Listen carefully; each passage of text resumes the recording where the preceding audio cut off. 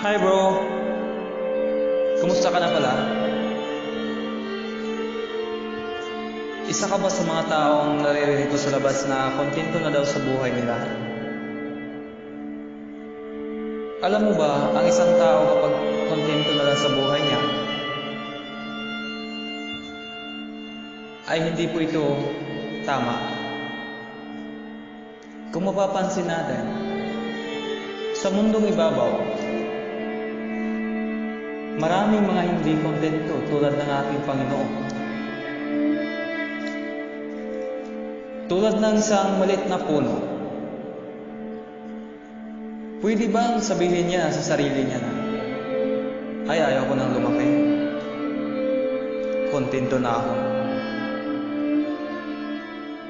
Ang araw, pwede bang sabihin niya, 10 beses na lang ako sisikat, pagod na ako kontento na rin ako sa buhay ko. Ang dagat, ang tubig, pwede bang sabihin niya, bukas hindi na ako aagos, kontento na rin ako. Kaibigan, alam ko nasabi mo yan dahil nahihirapan ka. Alam ko hindi mo gusto kung anong buhay meron ka. Kung isa ka rin sa nagbabanggit na kontento na ako sa buhay ko, na makakain ako ng 3 beses sa isang araw, kalimutan mo po ang lahat ng yan.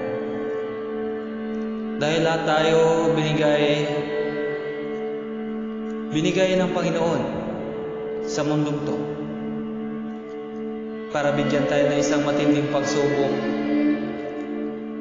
para binigyan tayo ng isang pangalan na para gawin natin ang lahat ng bagay na nandito sa mundo. Huwag mong bigyan ng limitasyon ang buhay mo. Dahil kung sinasabi mo na kontento ka na lang sa buhay mo, maaaring unti-unti kang manghihina, mawala ng lakas, at magiging hopeless ka, at mawalan ka na ng pag-asa. Lahat ng bagay sa mundong to ay hindi po na kontento. Nagkataon lang na buhay tayo sa maling paniniwala, nabuhay tayo sa maling akala.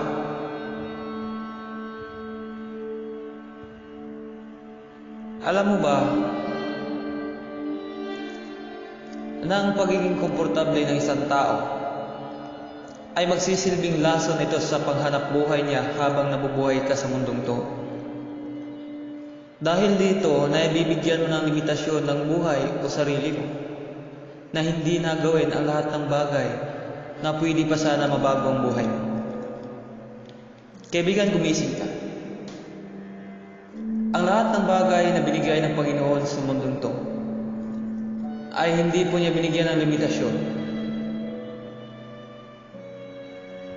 Lahat ginagawa, lahat binigyan ng pag-asa. Maraming binigay ang sahay ng Panginoon sa ating lahat. Ngunit maaari ang lahat na ito ay hindi nanggaling sa Kanya, ang hindi natin pagiging successful sa mundo, kundi nanggaling din sa atin. Kailangan lang natin tanggapin ang mga realidad sa mundong to na maraming pagbabago. Na kung dati akala natin wala pa at hindi mangyayari yung nasa isip natin, nangyayari na ngayon.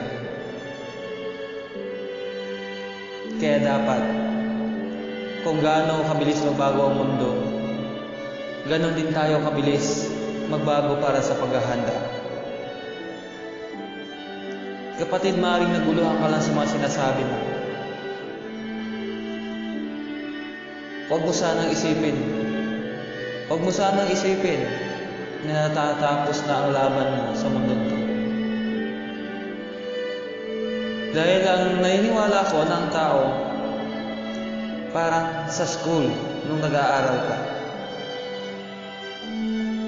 Kahit sabihin hindi ka nakapagtapos, akala mo wala ka nang magagawa sa mundo to. At lahat natigil na sa'yo. Kaya nagiging napupurol ka Hindi ka na maging matalino, lahat na wala na sa'yo. And dahil sa sinabi mo, kontento na ako sa buhay ko. Hindi po ganoon. Marami pang pag-asa sa mundo to. Magiging open-minded ka sa lahat ng bagay.